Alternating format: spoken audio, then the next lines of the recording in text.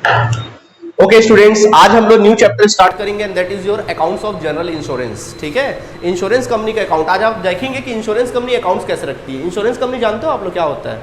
क्या होता है इंश्योरेंस कंपनी? अच्छा, इंश्योरेंस देती है। ये कैसा जवाब हुआ भाई? इंश्योरेंस कंपनी, इंश्योरेंस से आपका क्या मतलब, क्या समझते हो इंश्योरेंस से? बचपन से तो सुनते आए हो इंश्योरेंस। नहीं, बैंक तो नहीं होता।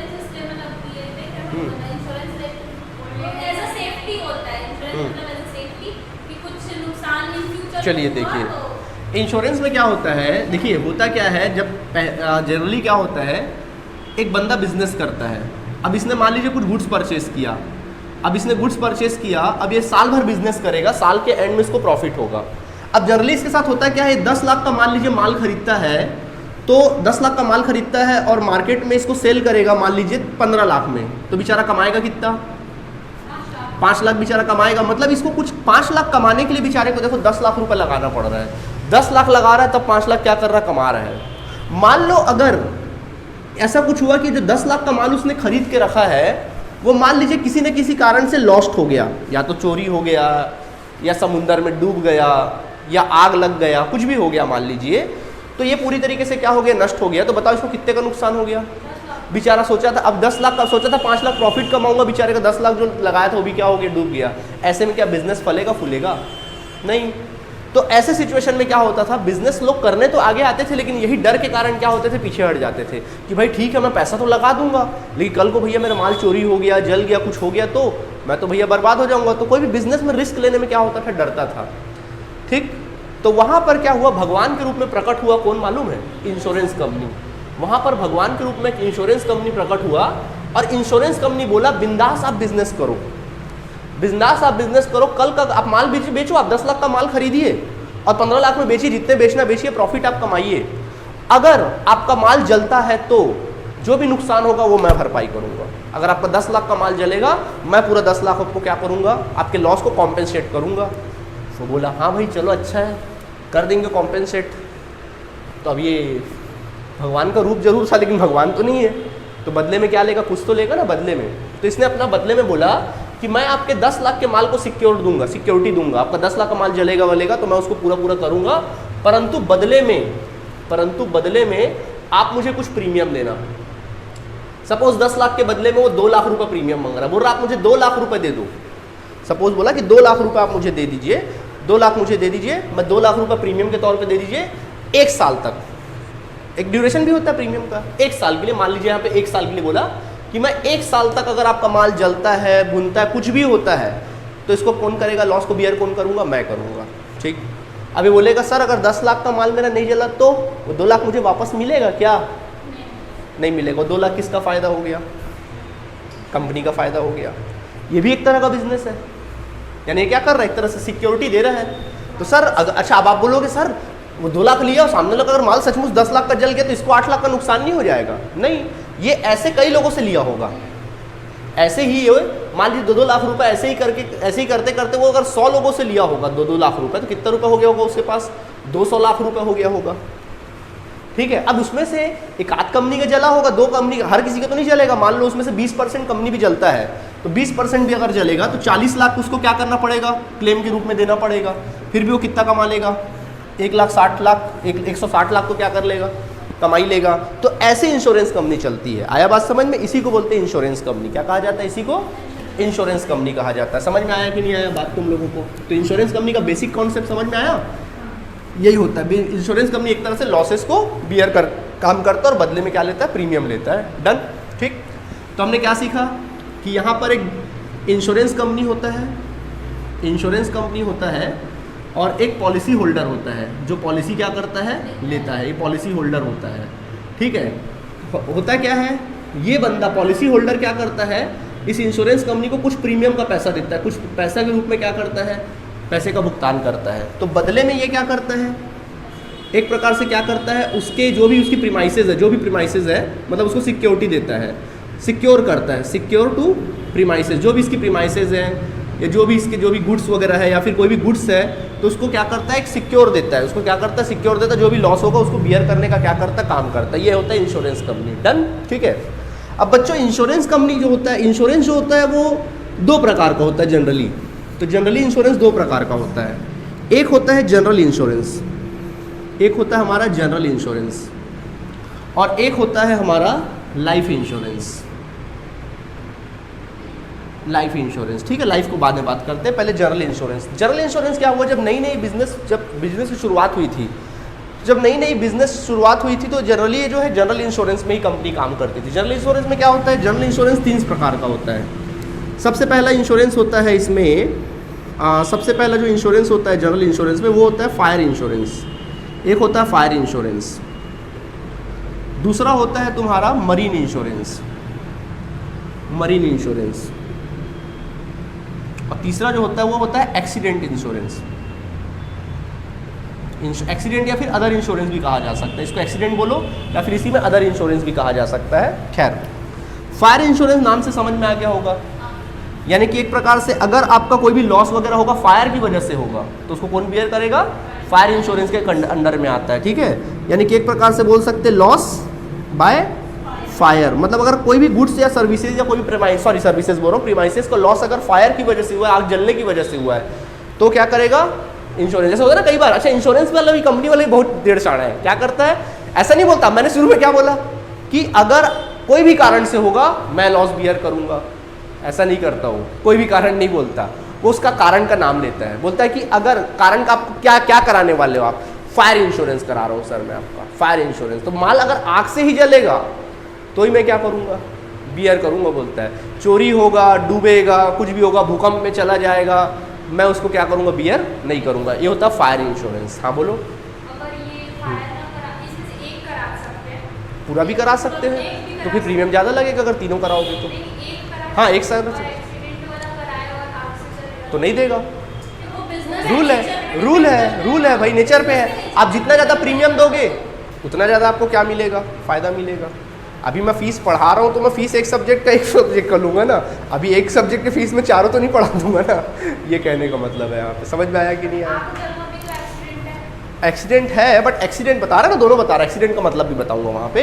यहाँ पे आग का मतलब समझ में आ गया, जो आग वगैरह से जलेगा। मरीन इंश्योरेंस यानी loss by marine. Loss by marine मतलब, मरीन का मतलब होता है तुम्हारा क्या, समुद्र।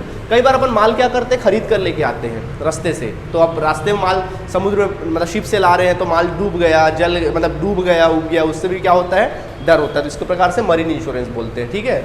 और एक होता है एक्सीडेंटल इंश्योरेंस यानी लॉस बाय एक्सीडेंट, अगर कोई भी एक्सीडेंट से लॉस होता है। अभी कई बार क्या होता है, अपन एक्सीडेंट से लॉस होता है, जैसे माल अपन ट्रक में मंगा रहे, रास्ते में आ रहा है जा रहा है, तो एक्सीडेंट हो गया किसी प्रकार का, ट्रक खाई में गिर गया, कुछ हो गया, तो इसको क्या बोलते हैं, एक्सीडेंट बोलते हैं। अब उन्होंने अपनी अपनी डेफिनेशन क्या करके रखी, बना के रखी, उन्होंने आग का डेफिनेशन बना के रखा, शॉर्ट सर्किट। अच्छा, उसका भी बहुत सारे कारण उन्होंने रखे, शॉर्ट सर्किट से होने का कारण है, या आग लग गया, या किसी की लापरवाही से हुआ, या बाजू वाले की दुकान की लापरवाही, उसका भी दुनिया भर की कहानी है। अभी उतने कहानी में अपन को नहीं जाना है, हम लोग तो यहाँ पे अकाउंट्स बनाने बैठे हैं, समझ में आ गया। तो मेन जो देखो दिमाग लगाना उस पर फोकस करिए। इंश्योरेंस कंपनी दो प्रकार की होती है, एक इंश्योरेंस जो होता है दो प्रकार का होता है, एक जनरल इंश्योरेंस होता है, दूसरा लाइफ इंश्योरेंस होता है। जनरल इंश्योरेंस 3 प्रकार का, एक फायर, मरीन और एक्सीडेंट। जिन कारणों से होगा, मतलब अगर फायर से होगा तो फायर इंश्योरेंस कराया हो, तो अगर कोई माल आपका फायर से जलेगा तो फायर इंश्योरेंस के लिए आपने प्रीमियम दिया होगा, तो बदले में आपको क्या मिल जाएगा, क्लेम आपको मिल जाएगा, क्लेम करोगे तो। अगर आपने मरीन इंश्योरेंस कराया है तो लॉस बाय मरीन से अगर हुआ है तो फिर वो मरीन से मिल जाएगा, एंड देन फिर फाइनली एक्सीडेंटल इंश्योरेंस, एक्सीडेंट से हो जाएगा, ठीक है। ये गाड़ी वाड़ी का कराते हैं ना अपन लोग, ये एक्सीडेंट इंश्योरेंस में आता होता ना इंश्योरेंस। हाँ, चोरी हुआ तो अलग है, फिर उसके लिए अदर्स में आ जाएगा, उसके लिए भी अलग कहानी है। समझ में आया कि नहीं आया आप लोगों को, ठीक है। अब बात आती है लाइफ इंश्योरेंस। तो लाइफ इंश्योरेंस क्या था, वो अभी बाद में आया, बहुत लेट बाद में आया है। एक्चुअली क्या होता है, बिजनेस जब करते थे तो माल जल गया, चोरी हो गया, दुनिया भर की चीज़ें होती थी। अब कई बार क्या होता है, इंसान अपने लाइफ का भी इंश्योरेंस कराता है। अब होता है ना कई बार कि घर में 6 सदस्य हैं, तो उसमें से कमाने वाला केवल एक ही सदस्य, मेन आदमी कमाने वाला है, और वो कमाई कर रहा है, और कल को ऐसा कुछ उसका काम का नेचर है कि अगर उसको कुछ हो जाता है, उसकी डेथ हो जाती है, एक्सीडेंट हो जाता है, वो काम करने के लायक नहीं रहता है, तो उसका घर जो है, उसके घर वाले जो है सड़क पे आ जाएंगे। तो वो अपने लाइफ को क्या करता है, सिक्योर करता है कि भाई मेरे बाद मेरे बच्चों को कहीं हाथ फैलाना ना पड़े, तो इसके लिए वो क्या कराता है, अपना लाइफ इंश्योरेंस कराता है। वो अपना लाइफ इंश्योरेंस कराता है, जिसको टर्म इंश्योरेंस भी कहते हैं अपन लोग, टर्म इंश्योरेंस भी कहते हैं। टर्म इंश्योरेंस में क्या होता है, हम रेगुलर उसको पैसा देते हैं। जैसे हमने बोला कि हमारा 25 लाख का इंश्योरेंस कर दो, तो हम क्या करते हैं, इंश्योरेंस कंपनी को 25, मतलब मान लीजिए हमारा कुछ टर्म इंश्योरेंस, मतलब एडवर्ट में देखते होगे बहुत सारा टर्म इंश्योरेंस वगैरह, तो उसमें क्या करेगा आपको, मतलब आप क्या करना है, आपको मतलब साल भर में आपको 10,000 या 20,000 रुपये आपको क्या करना है, उसको प्रीमियम देना है। इस बीच अगर कुछ हो गया, इस बीच अगर कुछ हो जाता है, एक्सीडेंट होता है या फिर अगर डेथ होता है, तो बदले में आपको, अगर आपने 25 लाख का लिया है या 1 करोड़ का टर्म इंश्योरेंस लिया है, तो आपको बदले में क्या हो जाएगा, मिल जाएगा। ठीक है, इसको बोलते हैं अपन लोग टर्म इंश्योरेंस। नहीं होता है कुछ तो पैसा क्या हो जाएगा, डूब जाएगा। अब लाइफ इंश्योरेंस में और भी बहुत सारे आजकल मतलब बिजनेस हो गया ना, तो बहुत सारी कंपनियां आई, तो बहुत सारे ऑफर्स भी आ गए, आधा मिलेगा, पूरा मिलेगा, दुनिया भर की चीज़ें आ गई है। वो खैर उतना अपन को जाना नहीं, अपने को तो अकाउंट से मतलब है। ठीक है, तो हमने जो सीखा समझ में आया फिलहाल इंश्योरेंस कंपनी के बारे में। आपको पढ़ाई किसकी करनी है, आपको लाइफ इंश्योरेंस की पढ़ाई नहीं करनी है, आपको किसकी पढ़ाई करनी है, जनरल इंश्योरेंस की पढ़ाई करनी है। आया बात समझ में, नोट करें।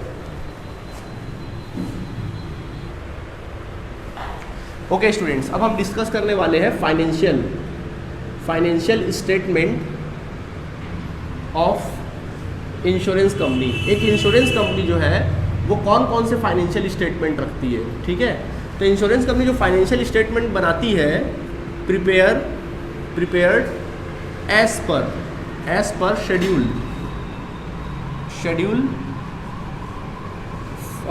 शेड्यूल बी ऑफ IRDA का फुल फॉर्म होता है insurance regulatory development authority act 2002 के अंडर में लोग प्रॉफिट एंड लॉस अकाउंट बनाते हैं। तो देखिए जनरली आप लोग बचपन से पढ़ते हैं ना, प्रॉफिट एंड लॉस लिखने में नहीं बोला हूँ अभी आप लोगों को, पहले समझिए। तो जैसे जनरली आप लोग को प्रॉफिट एंड लॉस बनाते हैं ना, जनरली ट्रेडिंग अकाउंट बनाते थे, PL बनाते थे। ट्रेडिंग अकाउंट से क्या निकलता था, उस बिजनेस का ग्रॉस प्रॉफिट, PL से क्या निकलता था, उस बिजनेस का नेट प्रॉफिट, और बैलेंस शीट बनाते थे, उसका फाइनेंशियल स्टेटमेंट पता चल जाता था। वैसे ही वो नॉर्मल बिजनेस होता था, वैसे ही एक इंश्योरेंस कंपनी कौन कौन से अकाउंट मेंटेन करती है, वो हम बात करने वाले कि इंश्योरेंस कंपनी कौन कौन से अकाउंट मेंटेन करती है। तो इंश्योरेंस कंपनी जो है वो फॉर्म बी के अंडर में 3 अकाउंट बनाती है। वो फॉर्म बी के अंडर में 3 अकाउंट बनाती है। पहला फॉर्म बी में वो पहला RA बनाती है, जिसको बोलते हैं रेवेन्यू अकाउंट। पहले वो रेवेन्यू अकाउंट बनाती है। इसका मेन मकसद क्या होता है, उस इंश्योरेंस कंपनी को कितना पैसा रेगुलर रेवेन्यू जनरेट हुआ है, और ऑपरेटिंग प्रॉफिट क्या है, उसको बिजनेस को ऑपरेट करने से कितना प्रॉफिट हुआ, ये बताता है रेवेन्यू अकाउंट। इसके बाद नंबर 2 बनाया जाता है, नंबर फॉर्म बी के अकॉर्डिंग PL बनाया जाता है। फॉर्म बी के अकॉर्डिंग बनाया जाता है PL मतलब क्या होता है, प्रॉफिट एंड या statement of profit and loss account बनाया जाता है।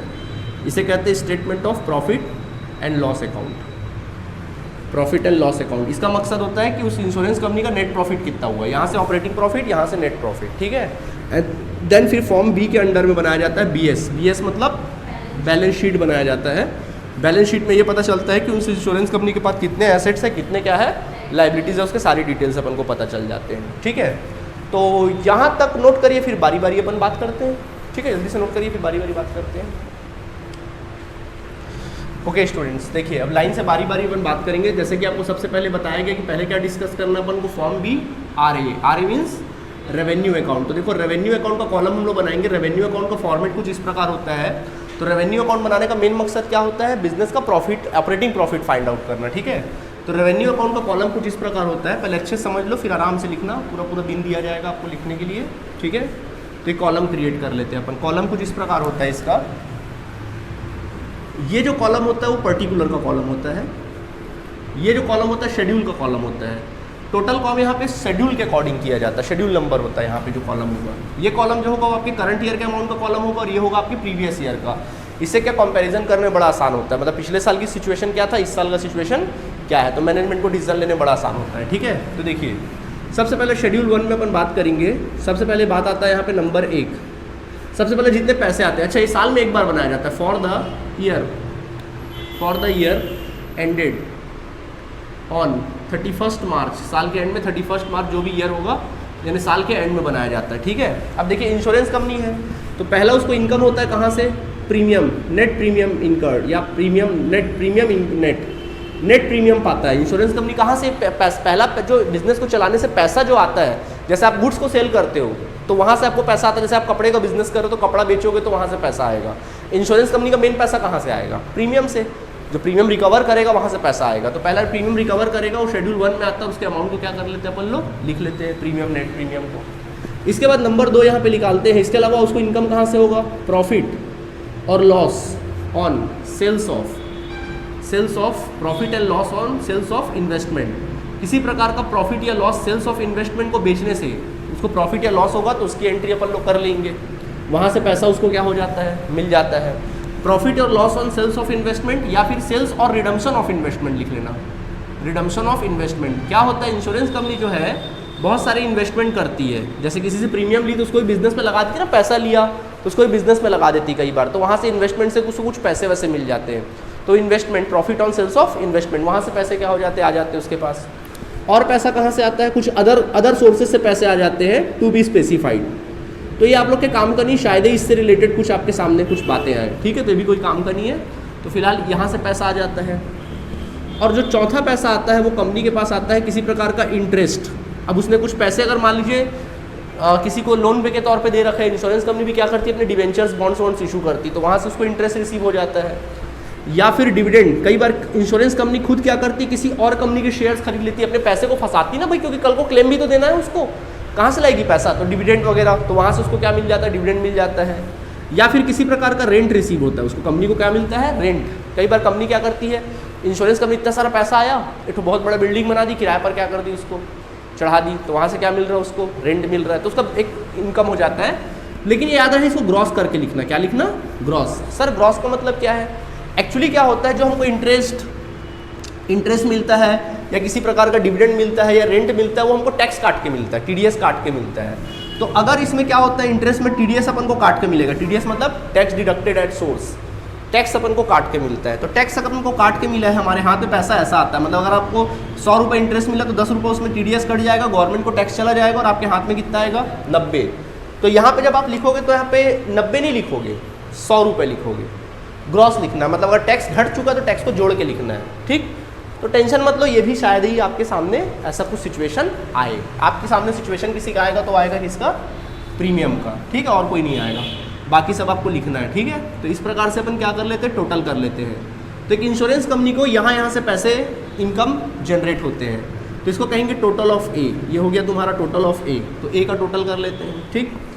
इसके बाद नंबर 5, अब हम बात करते हैं इंश्योरेंस कंपनी खर्च कहाँ करती, कहाँ से इंश्योरेंस कंपनी के पास पैसा जाता है। तो इंश्योरेंस कंपनी के पास पैसा जाता है क्लेम इनकर्ड से। पहला क्लेम इनकर्ड, लोगों का क्लेम इनकर्ड से पैसा क्या होगा, उसके पास से जाएगा क्लेम इनकर्ड, यानी कि नेट। एक तरह से भाई लोगों से प्रीमियम ले लिया, क्या बोला कि मैं तेरा क्या करूँगा, सिक्योर करूँगा, जो भी लॉस होगा मैं बियर करूँगा। अब उसमें से भाई अगर 100 लोग का करा तो उसमें 1-2 लॉस तो लिख लेगा, हो सकता है किसी का जले वाले, तो उसको क्लेम देना पड़ेगा। तो क्लेम दे रहे, पैसा क्या हो रहा है, जा रहा है। यहाँ पैसा आया था, यहाँ पैसा क्या हो रहा है, जा रहा है। आया बात समझ में। और पैसा कहाँ जाता है इंश्योरेंस कंपनी का, तो यार पैसा जाता है कमीशन पेड करती है इंश्योरेंस कंपनी, कमीशन। भाई इंश्योरेंस कंपनी अपने बहुत सारे एजेंट्स रखे रहती है, जो एजेंट्स क्या करते हैं, इंश्योरेंस करते हैं, सुने होंगे ना, बहुत सारे एजेंट्स होते हैं, इंश्योरेंस करते हैं, तो बदले में उनको कमीशन देती है। तो इंश्योरेंस कंपनी के लिए कमीशन क्या हुआ, खर्च, तो एक प्रकार से खर्चा है, ये क्या हो गया, पैसा चला गया, ठीक। इसके अलावा नंबर 7 होता है तुम्हारा ऑपरेटिंग एक्सपेंसेस। बिजनेस को ऑपरेट करने के लिए बहुत सारे इंश्योरेंस कंपनी खर्च होते हैं। इंश्योरेंस कंपनी खर्च नहीं होगी, एम्प्लॉई है तो एम्प्लॉई को सैलरी देना है, प्रिंटिंग स्टेशनरी का खर्चा बियर करना है, एसेट्स पे डेप्रिसिएशन प्रोवाइड करना है, ऑफिस के खर्चे हैं, स्टाफ का सैलरी है, दुनिया भर के डायरेक्टर का फीस है, दुनिया भर के खर्चे, सब किस में आएगा, ऑपरेटिंग एक्सपेंसेस। तो 3 प्रकार के खर्चे होते हैं। यहाँ से पैसा क्या होता है, इंश्योरेंस कंपनी के पास चला जाता है, ठीक है। तो इंश्योरेंस कंपनी के पास चला गया, अब इसको टोटल कर लेना आप लोग, इसको आपने टोटल कर लिया, this is your total of B, ठीक। तो ये हुआ तुम्हारे यहाँ पैसा आया, टोटल ऑफ ए में पैसा आया, टोटल ऑफ बी में पैसा क्या हुआ, गया। हाँ, शेड्यूल लिख लो, ये शेड्यूल नंबर 2 होगा, ये शेड्यूल नंबर 3 होगा, ये शेड्यूल नंबर क्या होगा, 4 होगा। आया बात समझ में, बता तो दिए, तो लिख दिए। पहला प्रीमियम जो है शेड्यूल नंबर 1 है, क्लेम जो है शेड्यूल नंबर 2 है, कमीशन जो है शेड्यूल नंबर 3 है, और ऑपरेटिंग जो है शेड्यूल नंबर क्या है, 4 है, ठीक है। हाँ बिल्कुल, वो प्रीमियम के अंडर में आ रही है, प्रीमियम है, ठीक है। अब ये शेड्यूल अपन नोट कर करके ला के, अच्छा इसमें क्या है पता है, शेड्यूल में अलग से नोट कर करके ला के यहाँ अमाउंट फिल करेंगे। अभी प्रीमियम आएगा तो उसकी बहुत सारे कहानियाँ भी देखेंगे, क्लेम की बहुत सारे कहानी है, और ऑपरेटिंग एक्सपेंसेस की बहुत सारे कहानी। तो उनको कैलकुलेट करके ला के यहाँ पे अपन अमाउंट क्या करेंगे, फिल करके अपन कैलकुलेट करेंगे, ठीक है। अब अपन क्या करते हैं, यहाँ लास्ट में क्या करते हैं हम लोग, ए में से बी घटा देते हैं, यानी जितना पैसा आया और जितना पैसा गया उसको आपस में घटा दोगे, तो क्या आ जाएगा तुम्हारे बिजनेस का, ऑपरेटिंग प्रॉफिट आ जाएगा। क्या आ जाएगा, ऑपरेटिंग प्रॉफिट आ जाता है, ये आ गया तुम्हारा ऑपरेटिंग प्रॉफिट। इसके अलावा अलग से, इसके अलावा अगर कहीं पैसा ट्रांसफ़र कर रहे हैं, जैसे कि transfer to shareholders fund, transfer to shareholder fund. अगर इस प्रॉफिट में से कुछ हिस्सा अगर आप शेयर होल्डर्स फंड में ट्रांसफ़र किया जा रहा है तो उसको यहाँ पे लिख दिया जाता है transfer to shareholder fund, ठीक है। या फिर अगर आप पैसा कहीं पे ट्रांसफ़र टू कैटेस्ट्रॉफी रिजर्व, अगर कैटेस्ट्रॉफी रिजर्व में पैसा ट्रांसफ़र कर रहे हो तो बोलोगे सर कैटेस्ट्रॉफी रिजर्व क्या है? एक प्रकार से सिक्योर रिजर्व होता है। जैसे मान लीजिए बहुत सारे लोगों से आपने प्रीमियम लिया है, अब सडनली आपको पैसा देने की जरूरत पड़ेगी, मान लो आपके पास पैसे नहीं है। अब ये प्रीमियम अपन क्या करते हैं, जनरली इंश्योरेंस कंपनी क्या करती है, जितने सारे प्रीमियम लेती है इस प्रीमियम को अपने पास नहीं रखे रहती है, बल्कि क्या करती है इसको बिजनेस और मार्केट में इन्वेस्ट कर देती है। अभी पैसा चला गया, अब सडनली मान लीजिए कोई लॉस हुआ, उसको क्लेम देना है। सडनली आया कि भाई सामने वाले को अपन को 20 लाख रुपए का क्लेम देना, पैसा कहाँ से आएगा? सारा पैसा तो आपने इन्वेस्ट कर दिया है। तो गवर्नमेंट बोलता है कि नहीं, सारा पैसा इन्वेस्ट मत करना, कुछ पैसा आप इस कैटेस्ट्रॉफी रिजर्व में ट्रांसफ़र करके रखना। कल को अगर कुछ लॉस होता है तो इस कैटेस्ट्रॉफी रिजर्व से क्या किया जाएगा, पूरा किया जाएगा। यानी सामने वाले इंश्योरेंस कंपनी के साथ क्या रूल है कि आपने अगर 100 रुपये प्रीमियम अगर आपने लिया है प्रीमियम, तो सारे को बिजनेस जनरली वो पैसा इन्वेस्ट करेगा, सारे 100 रुपये को इन्वेस्ट मत कर देना, उसको कुछ पैसा अपने पास क्या करके रखना, रोक के रखना, ताकि आप इस फंड से पैसा दे सको। आया बात समझ में? क्लेम क्या कर सको, पेड कर सको, ये बात रहती है। समझ में आ गया कि नहीं आ गया? और इसके अलावा number 3 transfer to other reserve, कोई भी अदर रिजर्व में भी अगर ट्रांसफ़र करे होगे तो वो इस कैटेगरी में आ जाएगा, ठीक है। तो ये ट्रांसफ़र कर दिया अपन पैसे को, ये हमारा रेवेन्यू अकाउंट बनकर क्या हो गया, तैयार हो गया। क्लियर है आप सभी को? जल्दी से नोट करिए, फिर हम लोग इसके अंदर के बातें देखेंगे। ये जो फॉर्मेट है ना तुम लोगों का, ये एग्जाम में क्वेश्चन बनाने को तो आएगा ही आएगा। कई बार आपको 5 या 10 नंबर में सीधा बोलेगा सिर्फ फॉर्मेट ही लिख दो, तो फॉर्मेट से ही आपको 5-10 नंबर ऐसे ही मिल जाएगा। तो अच्छे से पढ़ाई करो भाई, ओके। चलिए नोट करिए जल्दी से। ओके स्टूडेंट्स, तो चलिए शेड्यूल वाइज कैसे फाइंड आउट करते हैं, तो अपन शेड्यूल वाइज सब चीज़ें फाइंड आउट करेंगे। जैसे सबसे पहला शेड्यूल मैंने क्या लिखा है, बताओ आप ही लोग। सबसे पहला शेड्यूल मैंने लिखाया प्रीमियम, शेड्यूल मैंने लिखाया पहला क्या, इसको बोलेंगे शेड्यूल 1, और इसमें क्या लिखाया मैम ने आपको, प्रीमियम लिखाया। तो प्रीमियम कैसे फाइंड आउट करते हैं, नेट। तो देखिए प्रीमियम एक तरह का इनकम होता है, तो उसके लिए शेड्यूल का कॉलम बना लेते हैं, इसका कैलकुलेशन का एक तरह का कॉलम होता है।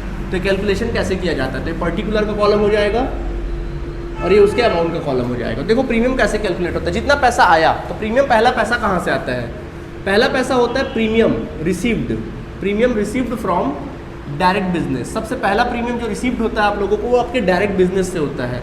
डायरेक्ट बिजनेस का मतलब क्या होता है कि आप हो इंश्योरेंस कंपनी, अच्छा आपको एक कैरेक्टर में ढल के पढ़ना पड़ेगा ना, आप हो इंश्योरेंस कंपनी, अपने आपको क्या मानिए आप लोग, इंश्योरेंस कंपनी। तो ये आप हो, ठीक है, आप इंश्योरेंस कंपनी हो। तो एक्चुअली क्या है, आपके बहुत सारे क्या है यहाँ पे कस्टमर्स है, बहुत सारे आपके पॉलिसी होल्डर्स हैं, खूब सारे आपके खुद के कस्टमर है, खुद के आपके क्या है इंडिविजुअल पॉलिसी होल्डर्स कस्टमर हैं। तो ये लोग डायरेक्टली डायरेक्ट आपका बिजनेस है, तो डायरेक्टली आपको क्या देते हैं लोग, प्रीमियम देते हैं। तो आपके कस्टमर से जो प्रीमियम रिसीव हो रहा है उसको अपन बोलेंगे premium receive from direct business. समझ में आ गया कि नहीं आ गया, ठीक। इसके बाद हम लोग इसमें ऐड करते हैं प्रीमियम रिसीव्ड फ्रॉम री इंश्योरेंस एक्सेप्टेड। सर ये री इंश्योरेंस क्या है, देखो कई बार क्या होता है, ये हम खुद अपने आप में कंपनी है, तो क्या होता है हमसे बहुत सारी छोटी छोटी इंश्योरेंस कंपनी भी होती है, हमसे क्या होती है, छोटी छोटी इंश्योरेंस कंपनी भी होती है, जो अपना वो कई लोग उनके भी बहुत सारे छोटे छोटे पॉलिसी होल्डर होंगे, तो उनका प्रीमियम उठा के वो प्रीमियम किसको दे देती है, हमको दे देती है। मतलब अपना लोगों से पैसा ली और उस प्रीमियम को क्या कर दिया, हमसे अपना इंश्योरेंस कराई, दूसरे से ली और हमसे क्या करी, इंश्योरेंस करा रही। मतलब छोटी छोटी कंपनी हमको क्या कर रही है, अपना प्रीमियम पे कर रही, बोल रही भैया हमारा भी इंश्योरेंस कर दो। आया बात समझ में? जी, कंपनी का ही इंश्योरेंस, कस्टमर का, उनके कस्टमर का इंश्योरेंस, हाँ हाँ हमको दे दिए, मतलब अपना बिजनेस उठा के किसको दे दिया, हमको दे दिए, बदले में कमीशन ले लिए, ठीक है। तो इस तरह से इसको बोलते हैं री इंश्योरेंस एक्सेप्टेंस भी बोल सकते हैं, एक्सेप्टेड भी बोल सकते हैं। आया बात समझ में कि नहीं आया? ठीक है। तो पहला पैसा हमको कहाँ से मिला, अपने डायरेक्ट बिजनेस से पैसा मिला, जो हमारे खुद के कस्टमर थे उनसे पैसा मिला।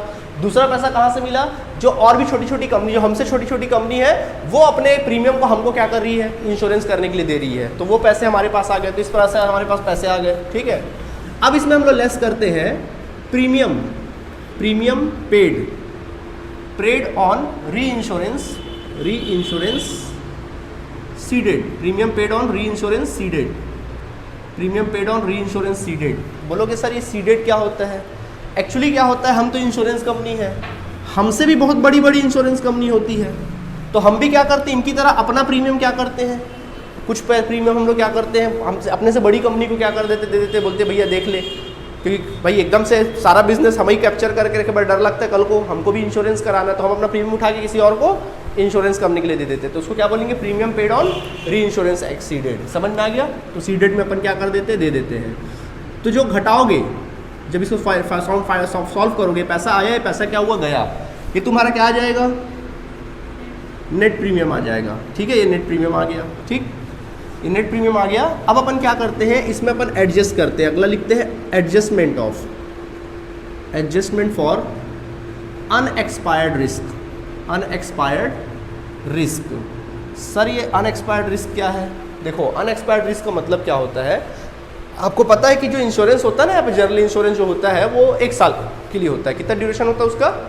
1 साल के लिए होता है। ठीक है, अब समझना, मान लीजिए मिस्टर एक्स है, इसने अपने गुड्स का इंश्योरेंस कराया हमसे, अपने गुड्स का इंश्योरेंस कराया, और ये अच्छा, ये इंश्योरेंस जो कराया उसने हमसे इंश्योरेंस कराया, मान लीजिए 1 जनवरी को इंश्योरेंस कराया, 1 जनवरी को उसने इंश्योरेंस कराया 2017 को। हमारा जो फाइनेंशियल ईयर है, सपोज वो 18 लगभग हमारा जो फाइनेंशियल ईयर है वो है चलो 17-18 है, हमारा जो फाइनेंशियल ईयर है वो 16-17 है मान लीजिए। ठीक है, 17-18 है, चलो ठीक है, कितना हमारा फाइनेंशियल ईयर 17-18 है। ठीक है, तो देखो इसने हमसे इंश्योरेंस कब कराया, 1 जनवरी से, तो इसका ड्यूरेशन कितना है, 1 साल का, यानी 1 जनवरी से 1 जनवरी 2018 तक हम इसको क्या करेंगे, सिक्योरिटी देंगे। समझ में आ गया? लेकिन हम अकाउंट कब बनाने बैठे, हम अकाउंट बनाने बैठे 31 मार्च 2018 को।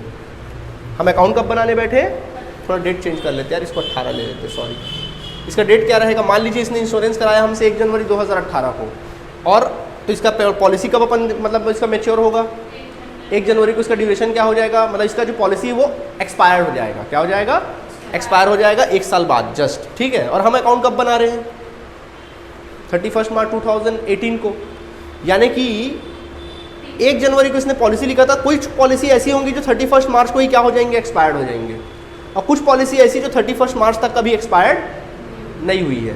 देखो कहाँ हुई है अलग, 1 जनवरी को लिया था, यानी जनवरी, फरवरी और मार्च 3 ही महीना, अभी 9 महीना इसका भी बाकी है। इसको क्या बोलते हैं, अनएक्सपायर्ड रिस्क। क्या बोलते हैं, यानी ऐसे रिस्क जो अनएक्सपायर्ड है। समझ में आ गया? तो उसका एडजस्टमेंट करना पड़ता है। कैसे एडजस्टमेंट करते हैं, ज़्यादा दिमाग मत लगाओ, सीधा फॉर्मूला है ओपनिंग बैलेंस। यहाँ पे लिखते हैं ओपनिंग बैलेंस, दिया रहेगा क्वेश्चन में, opening balance of unexpired risk. Unexpired risk का ओपनिंग बैलेंस लिखते हैं, opening balance of unexpired risk. इसमें हम लोग प्लस करते हैं साथ में opening balance of additional reserve. कुछ एडिशनल रिजर्व भी कंपनी करके रखती है, पैसे को मतलब बचत करके रखती है, एक तरह से प्रीमियम में कुछ पैसे रोक कर रखती है, उसी को बोलते हैं एडिशनल रिजर्व। क्या बोलेंगे, एडिशनल रिजर्व।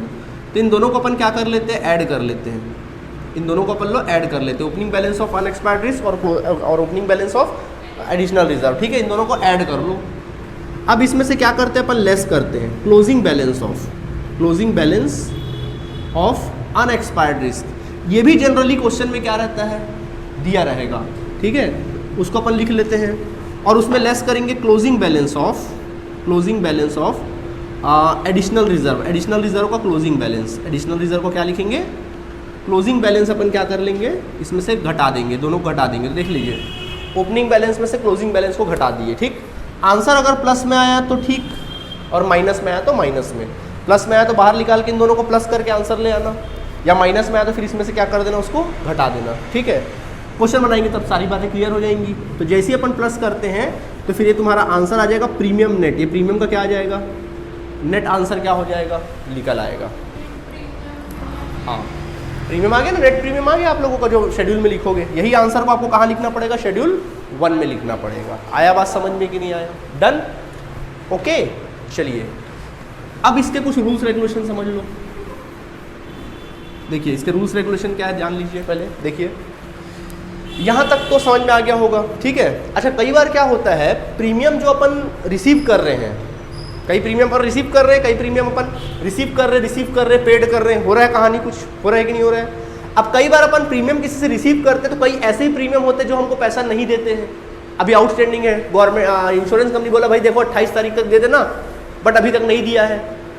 तो इसको क्या बोलेंगे, एक प्रकार से आउटस्टैंडिंग, या सॉरी अपन ने हाँ हमने बोला था 31 मार्च तक दे देना, सपोज उसका डेट रहा होगा 31 मार्च, सबका डेट अलग अलग रहता है ना, डेट उसका रहा 31 मार्च, हमने बोला 31 मार्च तक पे कर देना, बट अभी तक उसने पे किया ही नहीं है, और होता है कहीं 10 दिन का और एक्स्ट्रा समय दिया जाता है, तब पॉलिसी लैप्स होती है, अलग अलग रूल रहता है, तो उसने पैसा हमको अभी तक नहीं दिया, तो क्या है, एक तरह का प्रीमियम आउटस्टैंडिंग है, क्या है, तो कोई भी प्रीमियम ना यहाँ पे, अब ये प्रीमियम की कहानी कोई भी प्रीमियम हो, चाहे वो डायरेक्ट वाला प्रीमियम हो, चाहे वो एक्सेप्टेड वाला प्रीमियम हो, या फिर कौन सा प्रीमियम हो, सीडेड वाला प्रीमियम हो, ठीक है, कोई सा भी प्रीमियम हो, कोई भी प्रीमियम हो, अगर उसमें आउटस्टैंडिंग प्रीमियम है, आउटस्टैंडिंग प्रीमियम है कौन सा वाला, करंट ईयर के एंड वाला, outstanding premium of end of the current year, end of the current year के एंड वाला अगर कोई आउटस्टैंडिंग प्रीमियम है तो उसको क्या कर देना, जोड़ देना, क्या कर देना, जोड़ देना। समझ में आ गया कि नहीं आ गया, जो पैसा नहीं मिला, एक प्रकार से अनरिसीव्ड प्रीमियम बोल सकते, क्या बोल सकते, अनरिसीव्ड प्रीमियम अगर है तो उसको क्या कर देना आप लोग, जोड़ देना, ठीक है।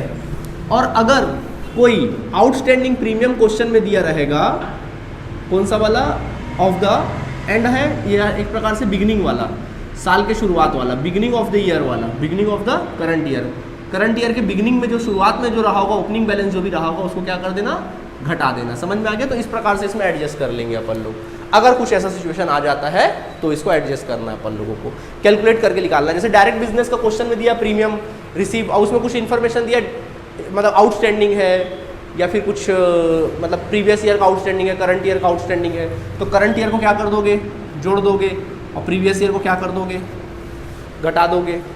समझ में आ गया, ओपनिंग बैलेंस मतलब क्या होता है, प्रीवियस ईयर ही तो होता है, क्लियर है आप सभी को, ये काम कर देना, ठीक है। तो ये कहानी समझ में आ गई, ठीक। अब क्वेश्चन में इसकी बात आती है, जनरली क्या बोला मैंने, opening balance of unexpired risk question में दिया रहेगा, ठीक है। क्या सर क्लोजिंग बैलेंस भी दिया रहेगा, हाँ, generally closing balance of unexpired risk दिया रहेगा। अगर नहीं दिया रहेगा, क्लोजिंग बैलेंस क्या किया रहेगा, नहीं दिया रहेगा, तो आपको निकालना पड़ेगा, क्या करना पड़ेगा, closing balance of unexpired risk आपको निकालना पड़ेगा। अनएक्सपायर्ड रिस्क आपको क्या करना पड़ेगा, निकालना पड़ेगा। सर कैसे निकालेंगे हम लोग अनएक्सपायर्ड रिस्क, तो बिल्कुल सिंपल है, कितना निकालोगे, या तो आप क्या करोगे, अगर आप मरीन इंश्योरेंस करें, अब वो देखना कि वो कौन सा इंश्योरेंस है, मरीन इंश्योरेंस है, अगर वो क्वेश्चन मरीन इंश्योरेंस वाला होगा, अगर वो क्वेश्चन कौन सा रहेगा, मरीन इंश्योरेंस वाला रहेगा, तो आप क्या करोगे, 100% ऑफ ओपनिंग बैलेंस लोगे। ओपनिंग बैलेंस का कितना लोगे, 100% of opening balance of unexpired risk. Unexpired risk का क्या लोगे, शॉर्ट में लिख रहा हूँ, अनएक्सपायर्ड रिस्क का क्या करोगे, ओपनिंग बैलेंस का 100% चार्ज कर दोगे।